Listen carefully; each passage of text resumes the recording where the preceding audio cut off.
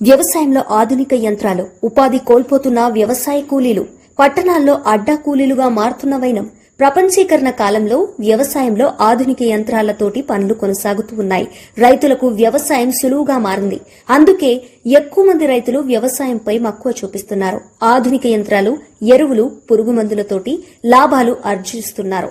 ఇది నాణ్యానికి ఒకవైపు, మరోవైపు వ్యవసాయం మీద ఆధారపడ్డ కూలీలు ఉపాధి లేక పట్టణాలకు వలసబోతున్నటువంటి తీరు కనిపిస్తోంది. గ్రామాలకు దగ్గరలో ఉన్న పట్టణాల్లో అడ్డా కూలీలుగా మారుతున్న స్థితి నేడు చూస్తున్నాం. గతంలో ఏడాది పొడవునా వ్యవసాయంలో కూలీలకు ఉపాధి దొరికేది. నేడు ఆధునిక యంత్రాల మూలంగా కనీసం నెల రోజులు కూడా పని దొరకని స్థితి కూలీలు ఎదుర్కొంటున్నారు. ఉపాధి కోసం నగరాలకు, పట్టణాలకు వలసబోతున్నారు.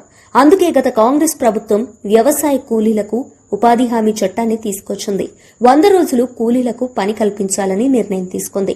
నేడు కేంద్ర ప్రభుత్వం 120 రోజులకు పని కల్పించాలని, 40% నిధులు రాష్ట్ర ప్రభుత్వాలు భరించాలని నిర్ణయం చేశాయి. ఏది ఏమైనా పెరుగుతున్న ధరల భారంతో ఉపాధి కూలీ సరిపోక ఏడాది పొడవునా పని దినాలు లేకపోవడం మూలంగా వ్యవసాయ కూలీలు వలసపోతున్నటువంటి స్థితి నేడు ఉంది. కుటుంబ పోషణ కోసం సుదూర ప్రాంతాలకు వ్యవసాయ కూలీలు వలసపోయి కుటుంబాలను పోషించుకుంటున్నటువంటి దుస్థితిని ఎదుర్కొంటున్నారు. కావున ప్రభుత్వాలు రైతులతో పాటు వ్యవసాయ కూలీలను కూడా ఆదుకోవాల్సిన బాధ్యత కేంద్ర రాష్ట్ర ప్రభుత్వాలపైన ఉంది. ఆధునిక యంత్రాల మూలంగా ఉపాధి కోల్పోతున్న వ్యవసాయ కూలీలకు ఏడాది పొడవునా వ్యవసాయ రంగంలో ఉపాధిని కల్పించాల్సిన బాధ్యత ప్రభుత్వాలపై ఉంది. సరిపడ కూలీని పెంచాల్సిన బాధ్యత కూడా ప్రభుత్వాలపై ఉంది. ప్రజా సంక్షేమమే లక్ష్యంగా పనిచేసే ప్రభుత్వాలు వ్యవసాయ కూలీలను విస్మరించడం శోచనీయం. ఇప్పటికైనా ఓటు బ్యాంకు రాజకీయాలను పక్కకు పెట్టి వ్యవసాయ కూలీలకు సమగ్ర చట్టాన్ని తీసుకురావాలని, ఏడాది పొడవునా పని కల్పించాలని రైతు సంఘాలు, కార్మిక సంఘాలు ప్రభుత్వాలను డిమాండ్ చేస్తున్నాయి.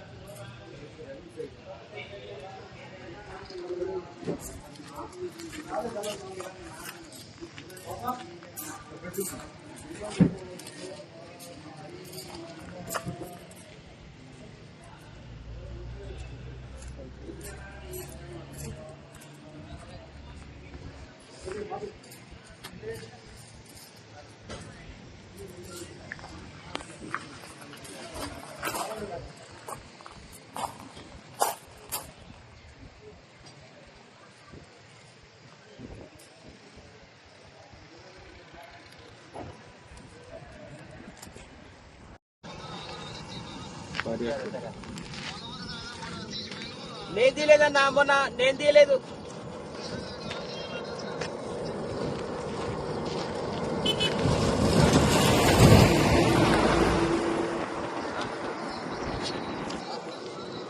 ఆ రోజు నేను తీయలేదు. ఇవాళ పొద్దున తీసిన నేను. లేదన్నా, పొద్దున తీసిపోయినా నేను. 5 గంటలు.